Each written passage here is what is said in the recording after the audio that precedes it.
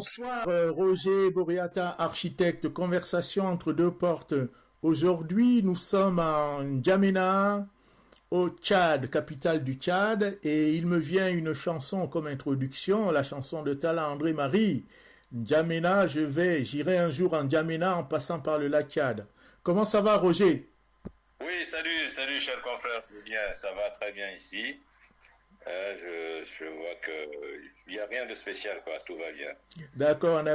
Donc là, qu'est-ce que tu peux nous dire par rapport à N'Djamena? Nous, on connaît N'Djamena par sa géographie, avec son histoire, anciennement Fort Lamy, la géographie par les cours d'eau, le Logone et le Chari. Comment N'Djamena aujourd'hui vit avec son cours d'eau et cette démographie et l'urbanisation comme dans toutes les villes d'Afrique? Comment est N'Djamena aujourd'hui? Oui, mais je pense qu'avant de parler de N'Djamena, comme tu as si bien fait allusion, N'Djamena a été d'abord Fort Lamy.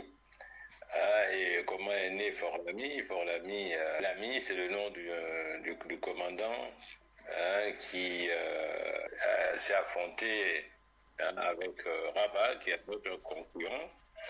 Et donc les deux ont péri, et voilà, la colonne française qui combattait Rabat a donné le nom du commandant Lamy à la mémoire justement de cet événement.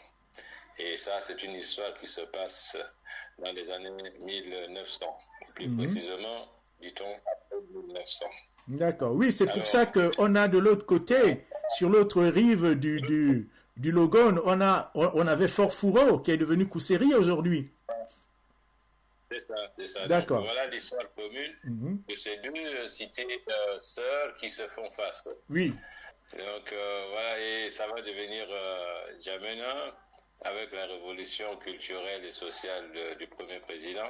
Monsieur François Tobalbaye, devenu Garta Tobalbaye, oui, de regretter mémoire. 1972, sans doute que le nom de Fort Lamy va être remplacé par celui de N'Djamena.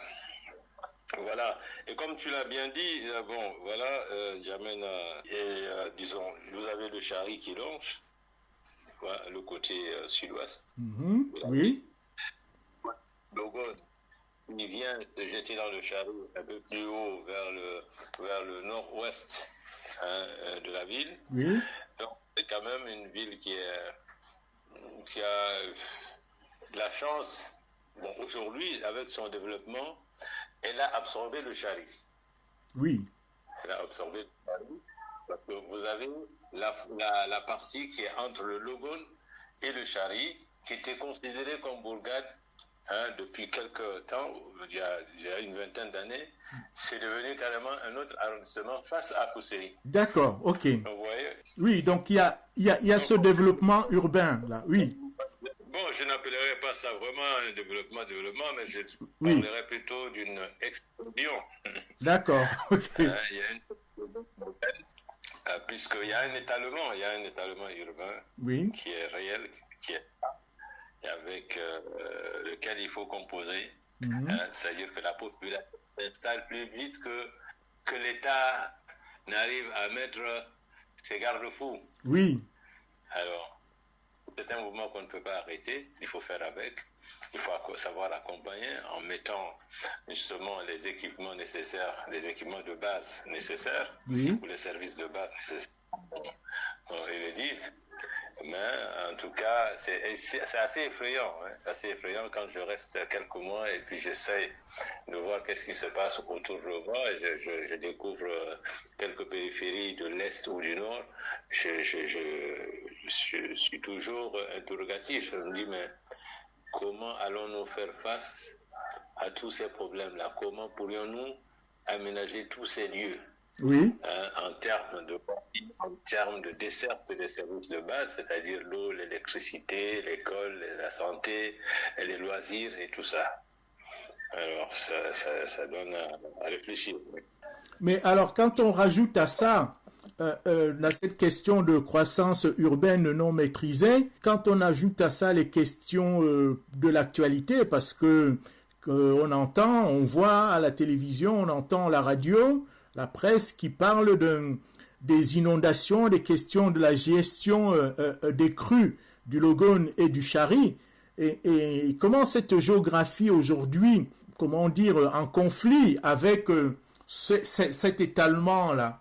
Et on voit bien les difficultés. Comment on construit aujourd'hui avec tout ça en N'Djamena? Bon, c'est vrai que la ville continue son étalement et malheureusement, des fois, un étalement dans des zones inondables. Oui. Ça, c'est sûr. Les gens le savent, mais ils n'ont pas de choix. Et comme dirait une des grandes autorités de l'époque, qui disait que c'est les gens qui sont allés chercher le fleuve dans son lit. Oui. Alors, et je crois que la question, ou du moins les problèmes sont en train d'être, je ne dirais pas maîtrisés, mais en tout cas, il y a des efforts pour accompagner la maîtrise des lieux. Oui. J'entends par là dire qu'il faut s'apprêter à faire face à ce phénomène qui est d'ailleurs tout naturel. Oui, oui. Et là, je crois que des efforts sont en cours dans la partie du sud-ouest, qui se passe à Koupéry, que c'est cette zone-là qui est comprise entre le Chari et le Logone qui est assez touchée. Alors, maintenant, dans les enquêtes, parce que là, je te dis tout de suite, moi, j'habite de l'autre côté. Oui. C'est-à-dire la partie du 9e, la partie qui fait face à Kousséri. Je suis beaucoup plus proche de Kousséri que du centre de N'Djamena. Ouais. Voilà, le centre de N'Djamena, quoi, tu vois. Oui, oui. Il y a une maîtrise. En fait, il y a la Banque mondiale a financé, non, est-ce que c'est un financement de la... Oui, en ce moment, la Banque mondiale est en train de gérer un projet qu'ils appellent le pilier. Oui. Donc, ce projet aura une durée de vie de moins dans sa première phase de 4 années. Les priorités, c'est quoi? C'est des questions donc d'assainissement, c'est un accompagnement pour permettre justement à ces zones de là, je parle de l'ensemble de la ville, oui. Mais ils ont choisi 3 points clés pour mettre en place les ouvrages d'assainissement, les ouvrages de drainage, et c'est pour essayer donc de pallier à l'immédiateté, quoi. Et vous avez également d'autres programmes qui se mettent en place de par-ci, par-là, dans des zones généralement taxées d'inondables. Donc je crois que de ce côté, il n'y a pas trop de crainte. Vous savez, l'homme doit maîtriser la nature. Et donc, je crois que les gens se sont précipités, se sont installés, mais avec le temps, je pense que ces lieux seront un peu plus maîtrisés et il y aura peut-être un peu moins de drames qu'on ne le vit actuellement. Ouais. Oui. Alors moi, il y a une question qui me vient en tête là, parce que là, on parle de N'Djamena, mais N'Djamena, on est quand même dans la zone sahélienne, même si c'est le Sahel humide. En N'Djamena, est-ce que ça veut dire qu'on souffre autant en saison sèche du soleil et en saison de pluie par les crues du Logone et du Chari? Alors, dans la zone sahélienne, on a une tradition de construction. On construit, à mon souvenir, on construit beaucoup en terre dans la zone sahélienne. Et comment aujourd'hui construit-on dans ce territoire de la grande urbanisation de N'Djamena? Même à la limite, on peut même parler de ces deux villes Logone compatibles qui sont N'Djamena et Kousséri. Mais parlons de N'Djamena. Comment on construit aujourd'hui en N'Djamena? Est-ce qu'on construit en terre? Est-ce qu'on construit de manière durable? Est-ce qu'on construit avec des moyens appropriés? C'est quoi le chantier de la construction, l'architecture en N'Djamena aujourd'hui en particulier? Oui, cher Julien, tu as très bien déroulé, n'est-ce pas, les différentes techniques de construction, en rappelant d'abord que dans la zone du Sahel, c'est vrai, quand il fait chaud, il fait excessivement chaud. Oui. Et quand c'est la de pluie, il y a des mois où il pleut abondamment, où effectivement il y a ces phénomènes d'inondation. Alors ça veut dire quoi? Face à ces deux phénomènes, comment l'homme va s'abriter. D'abord par rapport à son environnement ambiant immédiat, le soleil, le vent, la pluie et l'eau. Oui. Donc, vous savez, traditionnellement, les gens construisaient en banco. Oui. Si on parle de Fort-Lamy originel, Oui. des années avant l'indépendance, par exemple, la plupart de beaucoup de maisons étaient en terre crue. Oui. Et c'était des maisons, localement on appelait dourdour. Ça veut dire que la toiture terrasse est également en terre. Oui. Mais un soulevage et sur lequel on a mis des nattes en roseau. En plus, après, maintenant, des nattes tissées ordinairement. Donc, c'est toute une technique qui est utilisée pour créer donc une toiture terrasse. Oui. Avec les matériaux locaux. Et dans ces maisons, il fait, vous voyez. Et c'est vrai que pour cette maison, il faut retravailler la toiture, arranger un peu la forme de pente, parce qu'il s'arrange à faire la forme de pente et à mettre justement des points d'évacuation des eaux de pluie qui tombent sur cette terrasse-là. Voilà un rappel de comment les gens construisaient à l'époque. Ensuite, il y a eu, avec les ouvrages de l'administration coloniale, il fallait se lancer dans la construction dite durable. Oui. Avec soit les briques cuites ou les briques parpaing. Oui. Parce que nous ne sommes pas dans on peut construire en pierre. Oui. À l'intérieur du pays, vers l'est, on peut construire avec la pierre. La pierre, oui. De construction, etc. Donc voilà comment les choses ont évolué ici en termes de construction. Et aujourd'hui, quand on voit la démolition des bâtiments de l'époque, des années 40 et quelques ou 50 et quelques ou au début 60, quand des fois il y a que ces bâtiments soient démolis pour que le site reçoive une nouvelle construction, ça donne la curiosité de voir comment ces constructions sont faites. Oui. Alors, généralement, ce que j'ai constaté, c'était des semelles filantes. Oui, d'accord. Ouais. D'abord, une maçonnerie en redans, au-dessus de laquelle une maçonnerie, donc, disons, au niveau du sous-bassement, c'est une maçonnerie en redans. Oui. Et au-dessus de cette maçonnerie, une longrine, je dirais même un chaînage, beaucoup plus plutôt qu'une longrine chaînage. Oui. Faiblement fait d'ailleurs. Et alors, généralement, ces bâtiments subissent moins de fissuration. Alors, ça peut que, certainement, avec la semelle filante, il y a une répartition peut-être équitable des forces du bâtiment, quoi. Oui, c'est ça, ouais, il y a une répartition, oui. On a appris un peu cette technique et on est maintenant à fond dans la nouvelle technique de construction à la mode, c'est-à-dire les poteaux-poutres, avec des semelles isolées. D'accord. Alors là, aujourd'hui, on a beaucoup de fissuration dans des maisons. Parce qu'on n'arrive pas à bien maîtriser le niveau d'abord des semelles. Et la particularité, par exemple, du sol ici à N'Djamena, c'est un sol argileux. Oui. Deux fois, vous rencontrez de l'argile sablonneux, en fait. Et tous les 7 mètres ou 10 mètres, ça change. Oui. Il est très difficile de maîtriser les infrastructures, là. Tu vois, tout ce qui est construit en infra, les semelles isolées. Oui. C'est difficilement maîtrisé. Faire du radier général, c'est coûteux aussi parce que le ciment coûte cher. Coûte cher, oui. Et le fer également. Alors, une alternative, c'est quoi? Les gens construisent beaucoup plus, la majorité aujourd'hui construit en maçonnerie en utilisant les briques dites cuites. D'accord. C'est de l'argile. Oui. Et c'est à la vôtre.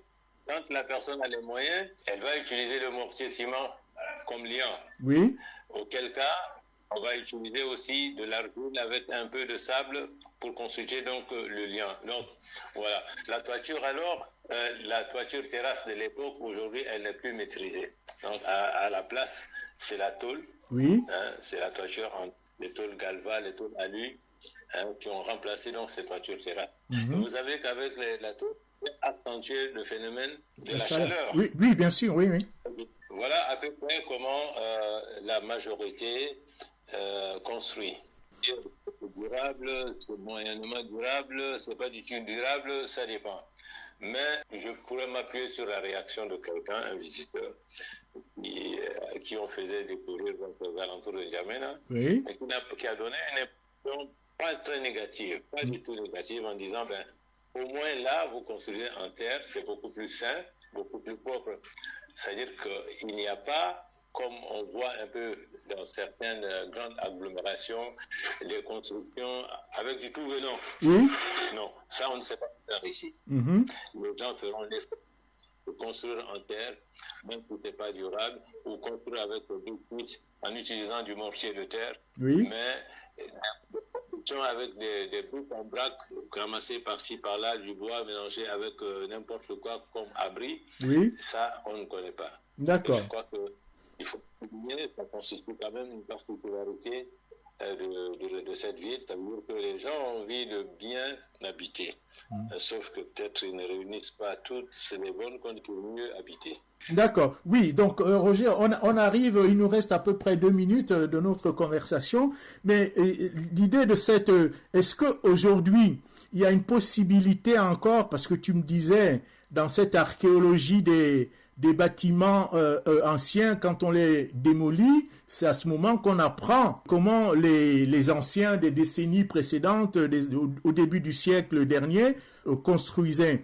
Mais est-ce que dans cette technique ancestrale où c'est le village, la communauté qui construisait ensemble, avec cette technique-là, où il y avait quand même aussi de la pluie, et comment cette étanchéité à l'époque était assurée, parce que tu me dis, aujourd'hui, on n'arrive plus à faire les toits terrasses. Alors, comment on faisait les toits terrasses avant, et comment aujourd'hui on n'arrive plus à les faire? Voilà un peu les dernières questions que je te pose. Et puis après, tu pourras terminer avec un sujet de ton choix. Tu as 1 minute pour nous dire un peu ta conclusion de cette discussion.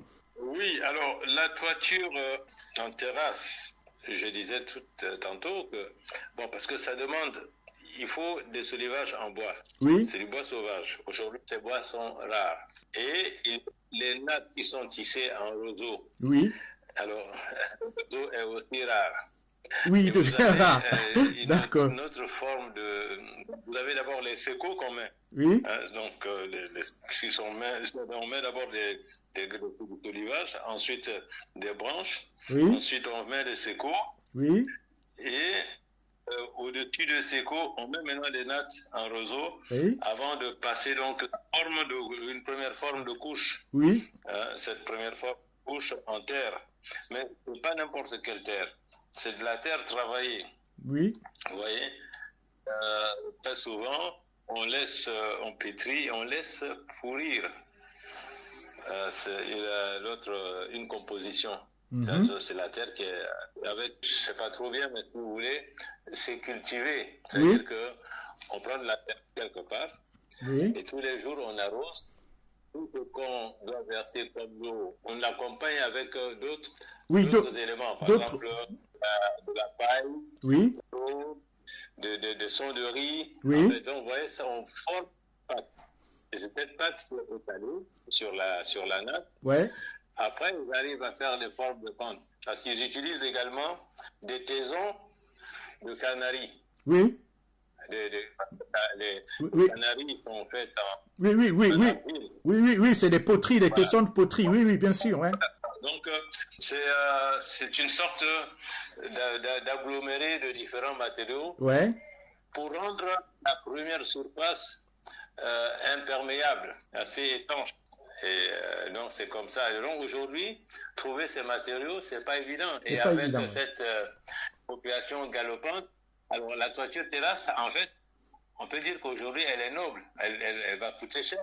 tous ces matériaux aujourd'hui coûtent plus. La chose la plus banale, c'est d'aller chercher des lamours, des chevrons, des tôles, des pointes, et puis en une seule journée, mettre ces tôles.